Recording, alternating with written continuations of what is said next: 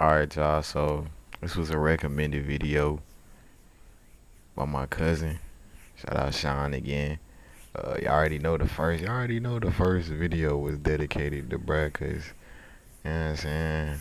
That's the only bruh I know fuck with heavy, like when it come to WWE. So whenever I'm trying to watch any of that shit or get into it, I always ask him, like, what's up? What's going on? You feel me? So he recommended this video. We finna hop straight into it. It's the Bloodline story. I don't know, hey, if you know what it is, hey, stick along. Hey, if you don't, you know what I'm saying? Hey, I already know the drill. Get your snacks, spark that za. Let's get it. A lot of great contenders for best storyline in wrestling history. Some might say it's the explosion of the Mega Powers, others might say it's Austin versus McMahon, but in recent years, a new challenger to this crown has emerged. After all, it's largely been responsible for WWE's resurgence in popularity during the 2020s, and that's the story of the Bloodline. But how did it all happen? Well, join us as we take a deep dive into the entire tale right now. It all begins in The reason I picked this one, the reason I ain't picked the WWE version, like, first off, because it's like a 4-hour long version, and second, because they flagged my last video, man. Fuck them niggas. I could have had like a 30, like 20-minute long, 10-minute long video at least. Like, them niggas cut my shit short, and it's like clips. That shit weak as fuck. Like, fuck them niggas, bro. 1914, as that's when Reverend Amatowanai Anawai, the patriarch of the Anawai family, was born. And over the years, a cavalcade of his kin would join the wrestling industry, with their ranks including legends like the Wild Samoans, Soulman Rocky Johnson, Yokozuna, The Rock, and Rikishi, just to name a few. That said, while the Anawai family were often acknowledged on WWE TV, the knowledge of using their bloodline as an ongoing storyline was never really attempted until the mid-2010s, when Roman Reigns was on top of the company. Yes, it was at this point that after breaking off from The Shield, the big dog periodically began teaming up with his cousins Jimmy and Jey Uso. But even then, this was never a consistent stable. Rather, it was more something the trio did whenever they needed the extra. Wait, I'm sorry, y'all. So, cause the Shield, I don't know if y'all know what the Shield is, but them used to be my guys, bruh. And the Usos too. So, for me to be figuring this out is fine, but nigga, what? Like, I'm trying to figure out what they were saying. Did he say something about, bruh, leaving the Shield and then going to them? Often acknowledged on WWE TV, the knowledge of using their bloodline as an ongoing storyline was never really attempted until the mid-2010s, when Roman Reigns was on top of the company. Yes, it was at this point that after breaking off from The Shield, the big dog periodically began teaming up with his cousins Jimmy and Jey Uso. But even then, this was never a consistent stable. Rather, it was more something the trio did whenever they needed the extra bit of backup. So if that wasn't the official start of the Bloodline, when did it start? Well, to tell this, we have to flash forward a few years to 2020. That was the year when, with the world in shutdown, Roman Reigns was taken off of TV for health concerns and instead remained in isolation at home. Of course, this isolation was always going to be temporary though. The only thing which wasn't expected was that when he eventually did come back in the summer of this year, he'd have a whole new attitude. What was this new attitude? Well, now realizing how fragile and fleeting life could be, the big dog decided he needed to take charge of his family more thoroughly and make sure they were getting everything they needed. And in doing so, he developed something of a megalomaniacal streak, one so bad that he'd officially turn heel after siding with his new wise man Paul Heyman in the days leading up to Payback on August 30th. But then it wasn't like this heel turn ended up being a bad thing for him, because at Payback he'd defeat Bray Wyatt and Braun Strowman to win the Universal title. Then Paul Heyman used to fuck with Brock Lesnar. I'm lost. See, when it come to the WWE, bro, shit just be all over the place. That's why I was like, dog, every time I come back, either it's a new nigga or it's a nigga that's old as fuck trying to still wrestle. Like, get your old ass on, nigga. Like, what the fuck? For real, bro. Like, That's Like, right, Roman was now the champ this again, nigga's a dick and this rider. time with an all-new character to sink his Nigga teeth Paul into. He Heyman, finally started big to ass feel like glob. the star people always knew he could be. But it wasn't just about winning the gold for the man now proclaiming himself to be the tribal chief. No, as we mentioned a moment ago, it was also about being a leader to his blood. And the first step in asserting that leadership was making sure his cousins the Usos were following him in this new path. Unfortunately for Reigns though, at least initially, Jey Uso didn't seem too receptive to his cousin's new attitude. And with Jimmy being out with injury at that point, it meant the leader of the Bloodline was a man without any soldiers. So, in order to resolve this issue, Roman had to show Jey who was boss, and the way he chose to do so was by taking him on one-on-one at September 27th's Clash of Champions. Who would come out on top here? The Tribal Chief, of course, with him winning after Jimmy Uso made a surprise return to throw in the towel for his twin brother after Jey had been on the receiving end of a punishing beatdown. So that was that then, right? Well, no, because even after such a brutal loss, Jey refused to bend the knee. In fact, he remained steadfast in his desire to take the Universal title away from his cousin, which was exactly why he challenged him to a rematch just 1 month later in an I Quit match at October 25th's Hell in a Cell. Of course, for as badly as Jey wanted to get the big win here and cement himself as a true main eventer, in the end, such a result was not meant to be. No, instead what happened was, after Jimmy Uso once again got involved towards the close of the bout and got himself locked in a guillotine choke for his troubles, Jey was forced to say I quit so as to save his brother from further harm. Damn. And after that happened and the match was over, Wait, damn. I mean, he did say to save his brother, but damn. quit so as to save his brother from further harm. And after that happened and the match was over, Roman simply walked up the entrance ramp where he was met by his uncle and father, Afa and Sika, two elders of the NYE family, who proceeded to solidify his status as the new head of the table by adorning him with a ceremonial Ulafala. The only question left to be answered now then was, after being beaten twice, would Jey Uso finally acknowledge his That's tribal... really fine that they had this shit set up like that in the arena. Like, I already know they had that for the NBA, like all that, but I did not know that they had it like that for the WWE. Like, that's far, nigga. That's too far. That's way too Tribal far. chief? Yes, was the answer to that. And so, with this now settled, the hierarchy of the Bloodline began to appear, with it at this point seeing Roman What? serve Like, as do their- y'all see that, nigga?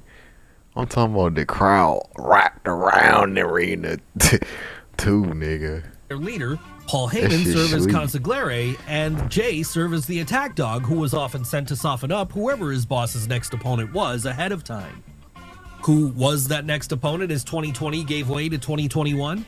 Well, that would be Kevin Owens. But for as great as KO was, there was no way he was ever going to overcome the might of this new all-powerful heel stable.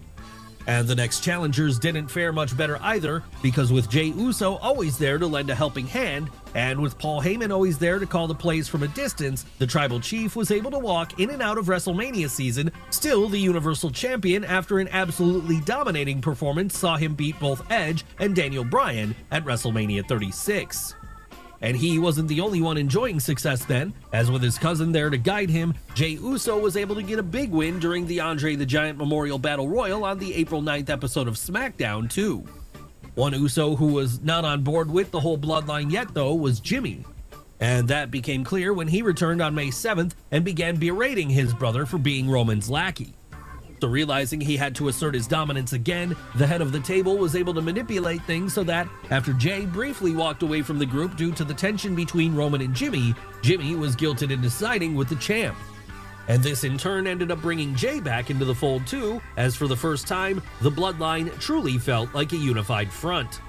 And with that mountain finally having been conquered, the next step in their reign of dominance was for the Usos to win some gold of their own.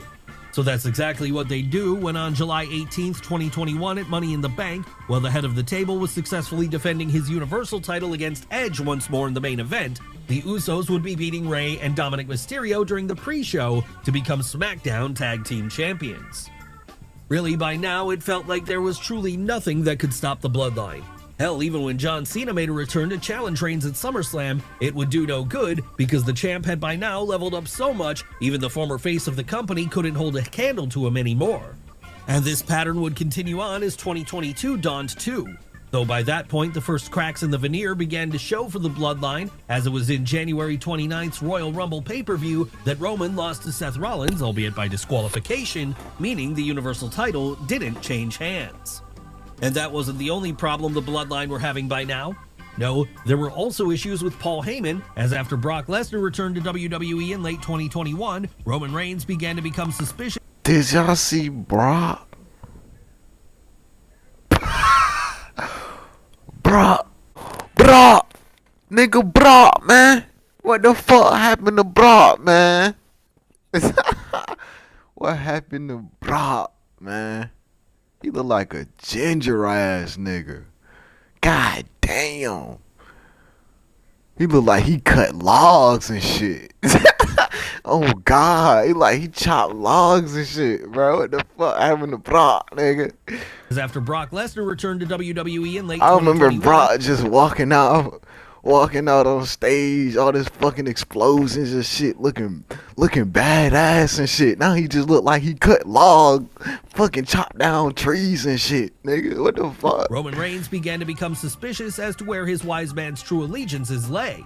Thankfully for the heel group, though, any speculation about loyalties were put to rest when at the Royal Rumble, Reigns returned later on in the evening following his own match to lay out Lesnar with a belt shot, all as the former ECW boss stood in his corner and confirmed. Damn.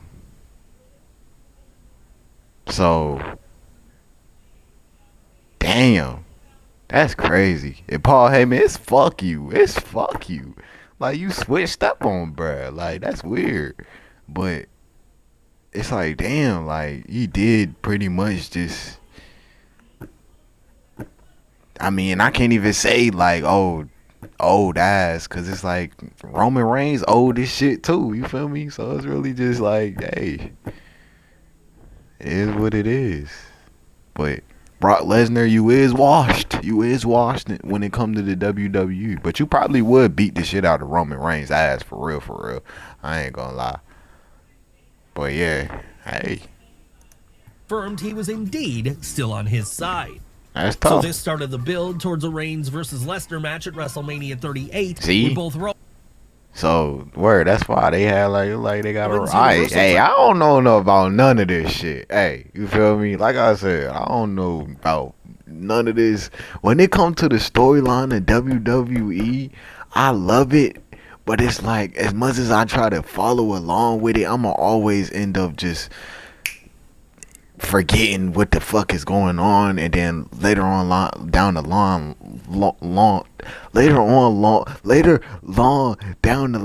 nigga, I come back to it, and then it be like, nigga, like I said, some old ass washed up nigga trying to, you feel me, still fight like Brock Lesnar, for fucking example, and Roman Reigns, old ass.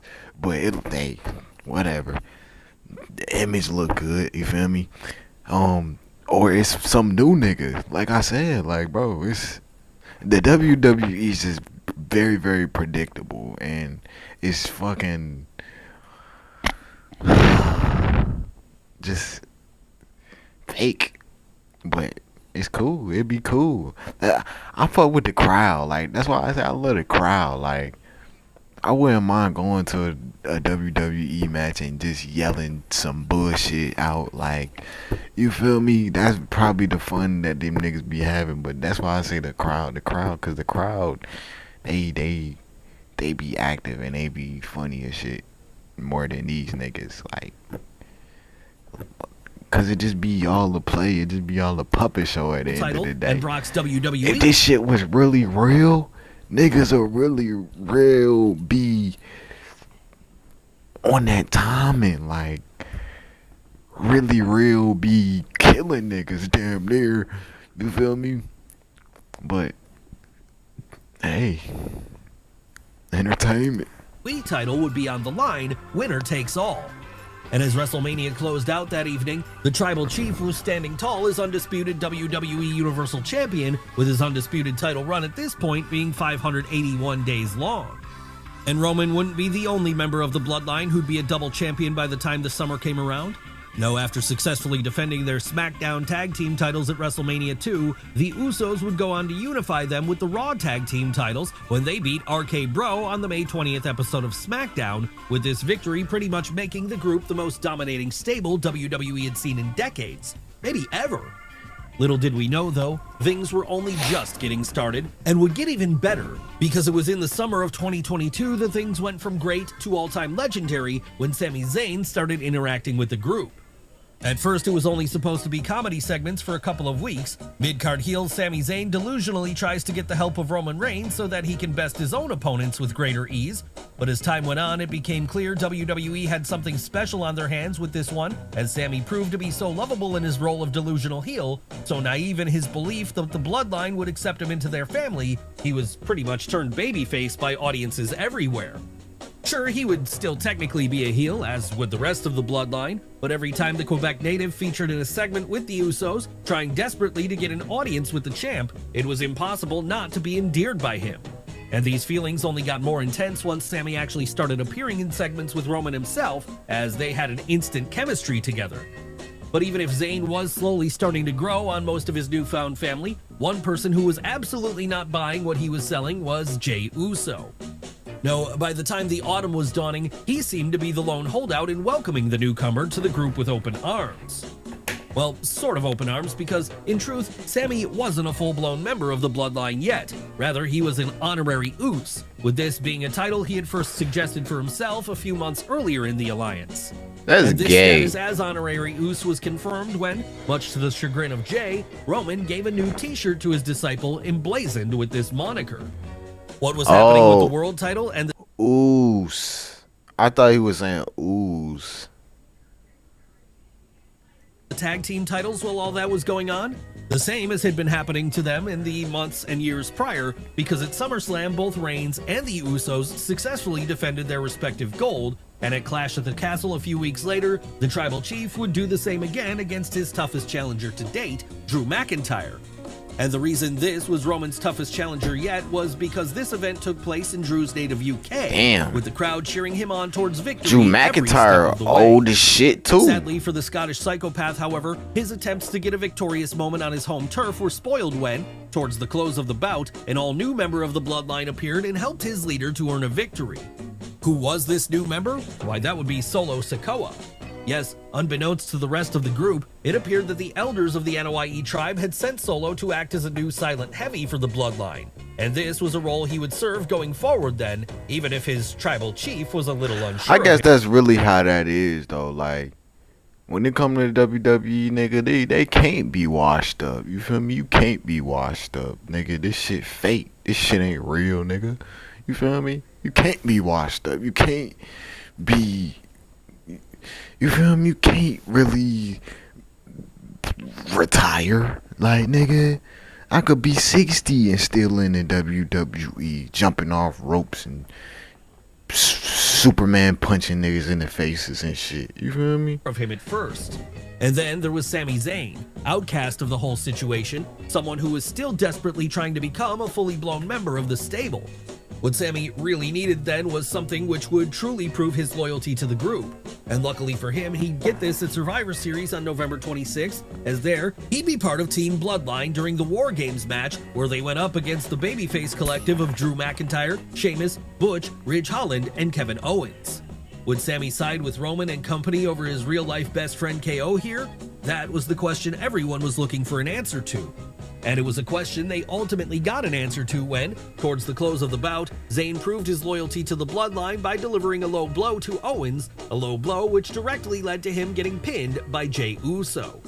And so, just like that then, Sami Zayn now felt like a fully accepted member of the heel stable for the first time.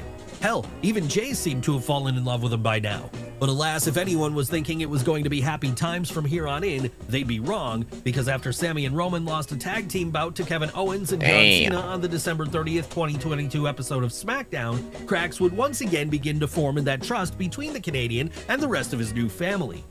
And this would ultimately lead to the trial of Sami Zayn being carried out by the Bloodline on the Raw before the 2023 Royal Rumble. But even if Sami had escaped the chopping block here, he still had one more test to pass, and that test would happen at the Royal Rumble just 6 days later. That was the night where, after once again successfully defending his undisputed WWE Universal title against Kevin Owens, the Bloodline began laying into the babyface during a post-match beatdown. Well, we say all the Bloodline joined in here, but what we really mean is all of the Bloodline except for Sami Zayn. Yes, Sami was finally starting to realize that Roman was just using him like any bully would, and that was why, to the sounds of a catastrophic pop from the live crowd, he instead clattered the head of the table with the chair, laying him out. Damn. Yes, Sami Zayn had made his choice, and in the process, had turned babyface once more. And this could only mean one thing: a big-time showdown between him and the champ 1 month later at Elimination Chamber. But what made this match so special wasn't just the fact that it was Zayn versus Reigns, one of the most anticipated bouts WWE had put out in years at that point, and the match which, at the time, felt like it really could be the climax to the whole Bloodline story. No, it was also the fact that it was taking place in the challenger's own hometown of Montreal. But in the end, even having the support of an entire city wasn't enough for Zayn to walk out champion. No, after the entire Bloodline, including a still conflicted Jey Uso, got involved to interfere towards the close of the bout, Roman would be able to hit a spear and get the 1-2-3. But there was another big challenger waiting in the wings, the man who had won the Royal Rumble 1 month previously, Cody Rhodes. Yes, rejoining WWE the prior year, Cody had been on quite a tear, with his momentum building up so much by now that he was equally as over as Sami Zayn. So if Sami wasn't going to be the one to dethrone Roman then, it felt like Cody was the only other option left. And that would be the story heading into the main event of WrestleMania 39. Or rather, it would be one of the stories for one of the main events, because with this being after the point WWE had decided to extend WrestleMania to 2 nights, it meant that there was going to have to be a big-time closer for night 1 as well. And WWE had a major match to fill this role, with that being the Usos defending their undisputed tag team titles against the now reunited Sami Zayn and Kevin Owens. So all the pieces were set for the dramatic conclusion of the Bloodline storyline then. But while night 1 would end with a feel-good moment of Sami and KO dethroning the Usos as undisputed tag team champions, night 2 would not be such a fairy tale.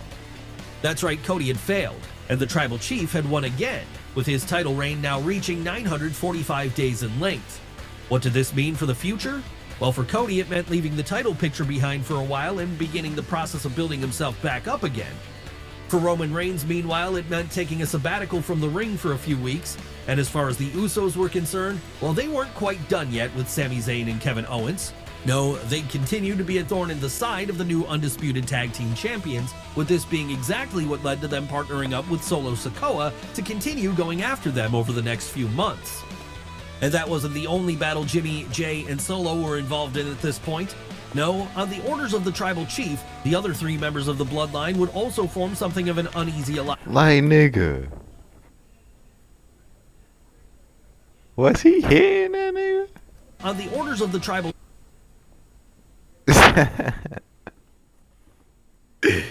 Like, bro, like, I'd be mad as shit. Like, you a little kid, and you come to think like this shit real, and you got motherfuckers telling you, making you think this shit real, dog. And then you get here, or you get to a real fight, or you go to see a real fight, or you just so happen to see it one day up close like this on TV, and they punching like these, and Solo were involved, like, nigga, at this point.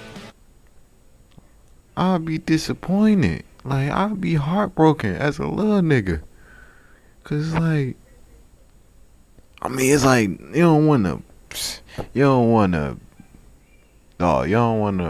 push harm onto the kids. Of course, like, you don't wanna push real harm into the kids. But it's like, nigga, if we ain't pushing real harm, why is we pushing fake harm? You feel me? Just for these, you feel me? Still, like, this shit just dumb. Like, this shit's just dumb. Like, why can't y'all really wrestle? Like, even in high school and shit, them niggas is really wrestling. Them niggas is really putting niggas on their ass and doing them bad. You feel me? I don't think they doing all the punching and all of this shit with the tables and all of that shit, but you feel me? They really doing something. So why can't y'all do it? You feel me? Why can't y'all do all of that? You feel me? Like, why I gotta come in here with this weak ass, fake ass storyline shit? Like it's cool, but it's like, yeah, it's cool. Like I'm not seeing her dissing this shit. Nah, I'm hating. I'm hating so bad right now. I'm hating real bad, nigga. That shit is fucking terrible. What the fuck is this?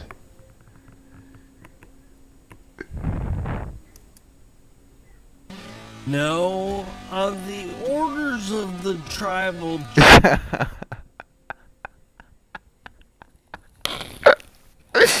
This shit is hilarious. Like, bro, you see this shit?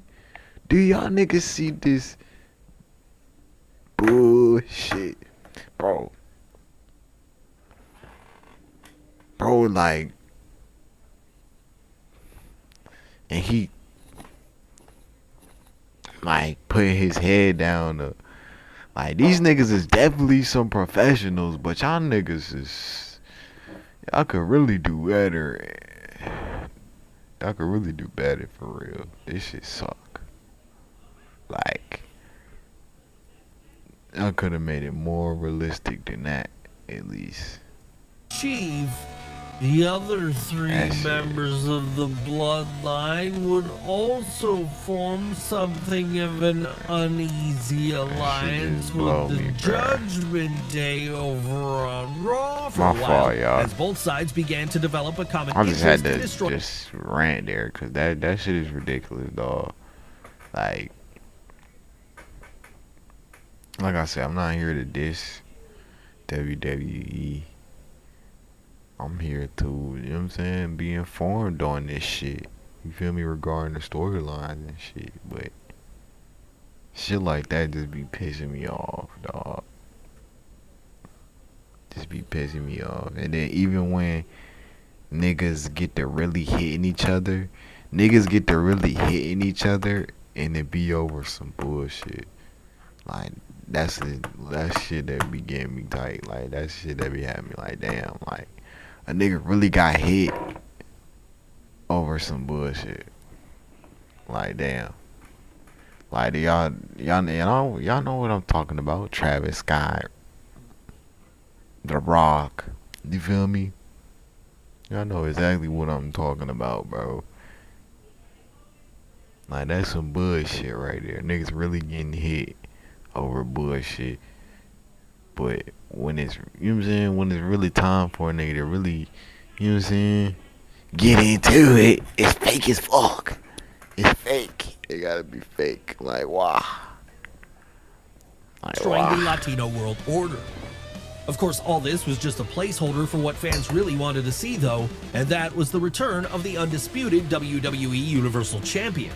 When would this come? Well, that wouldn't be until May, by which point dissension was once again beginning to sow itself within the ranks of the Bloodline, as Jimmy Uso started growing more and more frustrated with still being seen as a lackey. And this would all come to a head at Night of Champions, as that was the evening where, while challenging Kevin Owens and Sami Zayn for the undisputed tag team titles, Roman Reigns and Solo Sikoa ate an embarrassing loss when Jimmy turned on them and left the family behind. Yes, Sami may not have been the one to dethrone Roman, but at least he was now able to look on as the Bloodline began to implode fully. The only question at this point was, what side would Jay choose? His brothers or his cousins? Well, the answer to that question would come on the June 16th episode of SmackDown, as that was when Jay reunited with Jimmy and challenged Roman and Solo to a tag team match at July 1st's Money in the Bank pay-per-view. And this one ended in a way which surprised many, because rather than this represent another win for the head of the table, it would actually mark his first pinfall loss since December 19th of 2019, a full 1,290 days prior. Who would be the one to beat Roman here? That would be Jey Uso, the man who challenged him for his Universal title back when he'd first won it in 2020. And because he got the win here, this meant he'd have another title shot coming up in the very near future, at SummerSlam to be exact. But this match wouldn't just be for the gold. No, with it later being determined that it would be a tribal combat match, it meant it would also be for the role of tribal chief itself. So the stakes couldn't have felt any higher if they'd tried. The only question was, would Jay finally be able to live up to the moniker of Main Event Jay Uso and beat his cousin, in the process ending his 1,070-day-long run as champion? No, was the answer to that. Rather, this one would prove that Roman's loss at Money in the Bank had only been a blip in the road, with the win ultimately coming for him at SummerSlam when Jimmy Uso screwed over his own brother and rejoined the Bloodline. And after this, things would fracture out across brands, as on the next episode of SmackDown, Jay would quit the show and move over to Raw instead. With it being there, he finally had a chance to face the consequences of his past actions. Yes, despite him now being a babyface, many on the Raw roster were not too happy to see Jay, and the biggest of these was Drew McIntyre, the man who had notably been screwed out of winning the world title from Roman Reigns at Clash at the Castle in September of 2022. The only friends Jay seemed to have at all, in fact, were Sami Zayn and Cody Rhodes, with it being the latter he briefly won the tag titles with during the autumn of that year. As for Jimmy Uso, well, after explaining that he'd screwed his brother out of the undisputed WWE Universal title as he didn't want to see it corrupt him like it had Roman, he'd returned to being a lackey of the Bloodline, with him now being very clearly outranked by Solo Sikoa in the pecking order. And this was the way things would remain for the next few months, with everyone once again killing time for a while until Roman Reigns returned from his sabbatical. What would Roman do once he finally did return to the ring? Well, after beating LA Knight at November 4th's Crown Jewel, he'd ready himself for more new challengers in the form of Randy Orton and LA Knight. And while he was doing this, he was also taking the time to reward Solo Sikoa for all his hard work by anointing him the new tribal heir of the Bloodline. And it's just as well he did this, because with Solo now more loyal than ever and more determined than he had been before to help keep the undisputed WWE Universal title around his tribal chief's waist, Reigns would be able to walk out of a four-way match at the Royal Rumble, pitting him against Knight, Orton, and AJ Styles, still the champion. But while on most nights this might have been a cause for celebration in the Bloodline, by the time the event was over, there were no such parties happening. And that was because in the Rumble match itself, Roman's WrestleMania 40 challenger was seemingly determined when Cody Rhodes won for the second year in a row. However, a spanner was thrown into the works when, on the February 2nd episode of SmackDown, Cody came out to confront the head of the table and tell him that, well, yes, he would be coming for his title, it wouldn't be at WrestleMania. No, instead, the man who was now seemingly going to be facing Roman for the gold at the Showcase of the Immortals was going to be Roman's cousin, The Rock. Needless to say then, despite Rock and Roman being a match which had been teased for years by this point, fans were not happy with this new turn of events, and this all led to quite the backlash as the days went on, making WWE change plans and reverse the decision, once again making it Roman versus Cody for the undisputed WWE Universal title on the grandest stage of them all. So what happened here? Well, it appears that Dwayne Johnson was informed that the WrestleMania main event would be between him and Roman Reigns. The only problem was that this was at odds with the storyline Triple H had been telling for a year by then, that being Cody Rhodes finishing the story. So it was then that the game booked Cody to win the Royal Rumble anyway, and then the next week on TV he had him come out looking noticeably drained as he gave away his world title shot to the People's Champion. Yes, it's not hard to see how audiences were primed to dislike this move. And to The Rock's credit, once he realized his original plan wasn't working, he pivoted away from it. But what would The Rock's new role be now that he was no longer the returning babyface coming to wrestle away control of the Bloodline from his cousin? Well, that would be the uber heel final boss, the guy who was literally in control of the whole show and who could do as he pleased, when he pleased, swear jar be damned. And the next chapter in the angle would be written at Elimination Chamber on February 24th. That was where Cody Rhodes appeared in the ring with a man who at one point looked like he was going to be his replacement opponent at WrestleMania, World Heavyweight Champion Seth Rollins, and there offered him a chance of a lifetime. Main event night 1 of the Showcase of the Immortals with him in the biggest tag team match in WWE history. I ain't gonna lie. Seth Rollins. Something about you I don't know about, bruh. He really like a prissy ass bitch. Like, Seth Rollins, I ain't gonna lie, fuck you, nigga. Ain't you the reason these niggas had broke up? Cause you was on some snake ass shit. You was on some slimy ass shit. Nigga, fuck you, Seth Rollins. Nigga, you just always gotta be on some this type of time and just giving off this energy right here. Just acting like a bitch. Straight up. Like, History.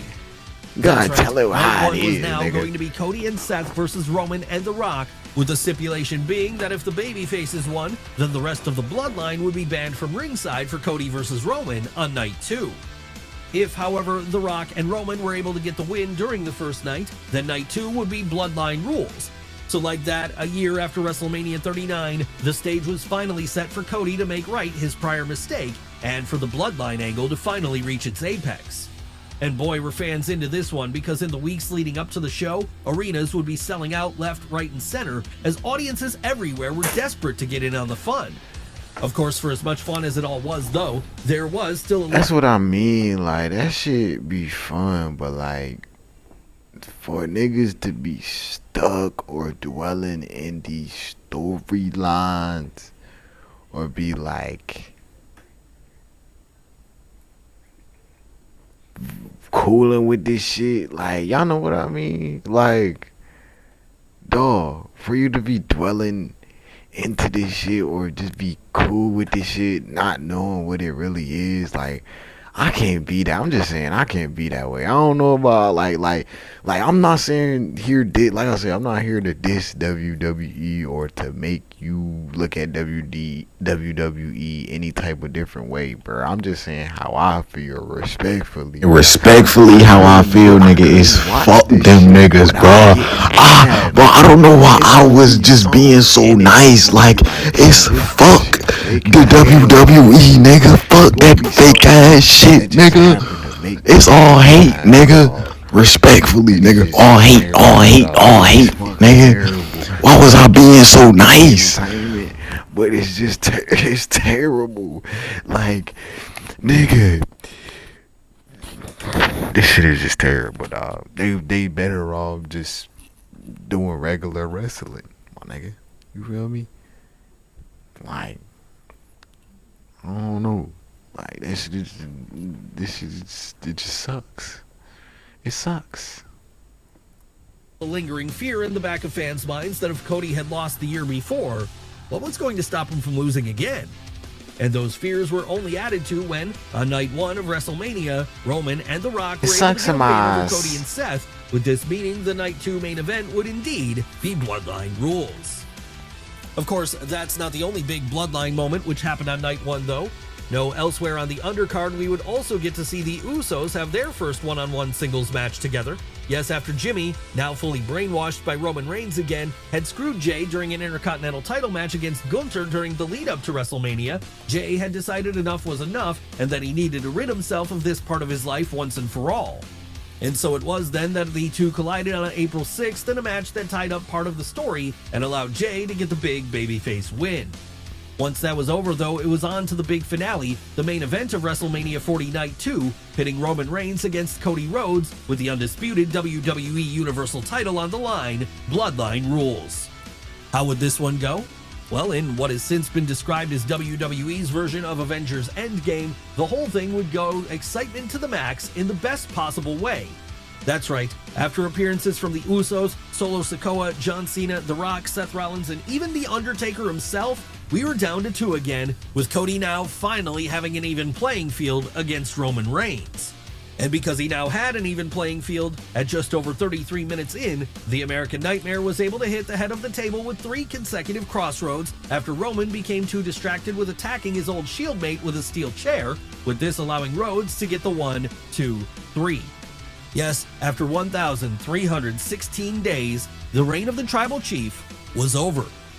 And while this isn't the end of the Bloodline story, it can be considered the end of the first major arc, as since this point, a whole new bloodline has been formed with Solo Sikoa now acting as the Tribal Chief, while Roman Reigns, the Usos, and Sami Zayn have reunited to wage war against them. So, you'll all have to stay tuned to see how the rest of this great story unfolds, and we'll be sure to be back with a part 2 to tell the tale of how it all goes down.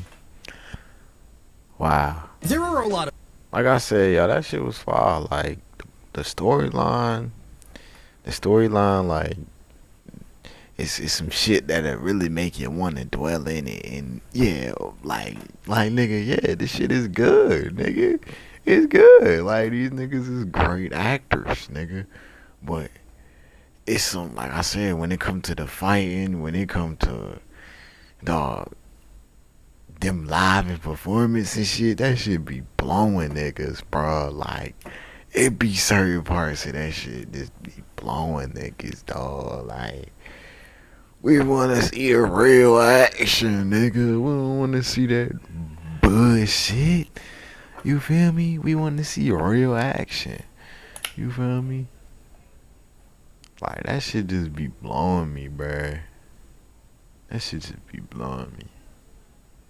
But hey, great video, great video. Shout out Sean for recommending this video. Great suggestion. Like I said, not here to diss WWE. Cause childhood me would have loved this video. He would have loved, you feel me, some shit like this. He would have loved, you know what I'm saying, some WWE. I used to go crazy with the WWE, bruh. Oh God, me and Sean go crazy. WWE used to fucking, we used to play it. We used to act it out. I'm talking, yeah, but now we wasn't faking it like them niggas though. We was actually hitting each other.